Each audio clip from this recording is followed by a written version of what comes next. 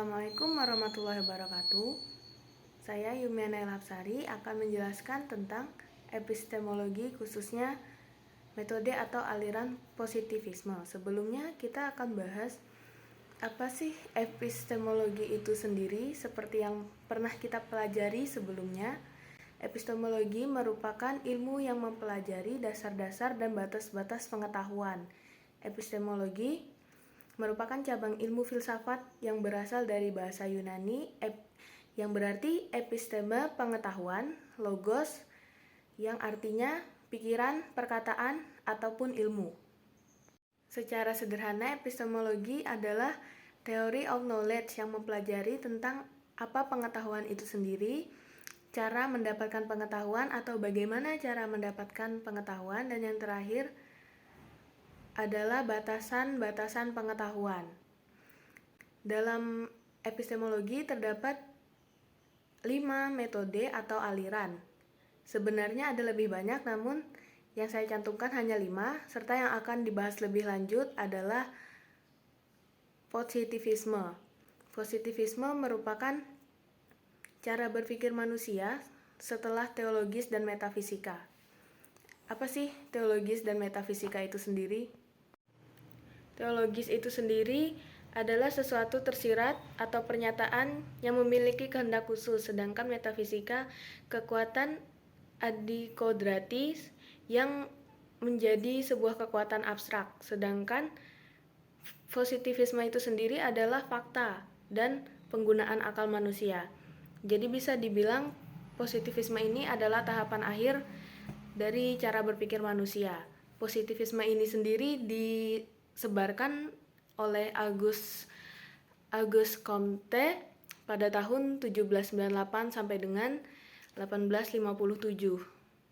Kolakowski berpendapat bahwa positivisme itu sendiri adalah aturan dan kriteria evaluasi yang merujuk kepada pengetahuan manusia dan sikap normatif dalam penggunaan istilah pengetahuan, ilmu pengetahuan, kognisi, serta informasi. Brian mengatakan ada 4 aturan dalam positivisme. 4 aturan tersebut yang mengindikasi apa yang disebut dengan pengetahuan. Yang pertama adalah aturan fenomena, atau hanya bisa mengetahui objek yang dapat dilihat ataupun diindra. Yang kedua merupakan aturan nominalisme. Aturan nominalisme itu sendiri adalah setiap penjelasan harus mengacu pada fakta individual yang spesifik dan partikular dan memiliki eksistensi. Yang ketiga merupakan peraturan yang menolak pengadilan nilai dan pengetahuan pernyataan normatif. Itu adalah menolak asumsi nilai karena nilai-nilai yang didapatkan oleh suatu masyarakat itu bisa saja berbeda-beda. Tidak sama dengan pengetahuan yang sebagaimana kita miliki. Pengetahuan di dunia ini empiris. Selama kita memiliki indera, maka kita dapat memperoleh pengetahuan. Dan aturan yang terakhir adalah keyakinan akan esensial metode ilmu pengetahuan. Ini sekaligus merupakan ciri positivisme, yaitu keyakinan akan kesatuan esensial metode ilmu pengetahuan. Terdapat persamaan antara metode ilmu sosial serta ilmu alam. Akar dari positivisme ini sendiri adalah empiris dan juga rasionalisme. Seperti yang pernah kita pelajari, empiris adalah pengalaman, sedangkan rasionalisme adalah akal dan cara berpikir kita secara rasional. Hal ini dikemukakan oleh pemikir Inggris bernama John Locke. Locke sendiri dianggap sebagai penemu empirisme karena pengetahuan kita berasal dari pengalaman, kecuali pengetahuan logika ataupun matematika. Bertrand Russell mengomentari tentang gagasan John Locke, yaitu bahwa pemikiran John Locke ini berasal dari 2 hal, yaitu indera dan persepsi, atau hasil kerja internal. Sebagai contoh adalah kita tidak akan tahu lada itu pedas kecuali kita mencobanya.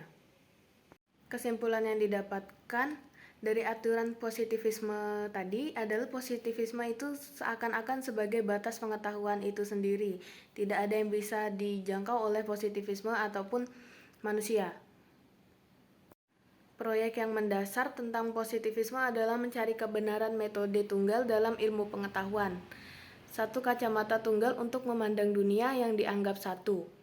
Jadi kita bisa tahu ilmu itu satu, ilmu yang benar, serta ilmu yang otoritatif. Sekian yang bisa saya sampaikan. Jika ada yang kurang, maka teman-teman bisa membaca jurnal yang telah saya lampirkan. Sekian, terima kasih. Wassalamualaikum warahmatullahi wabarakatuh.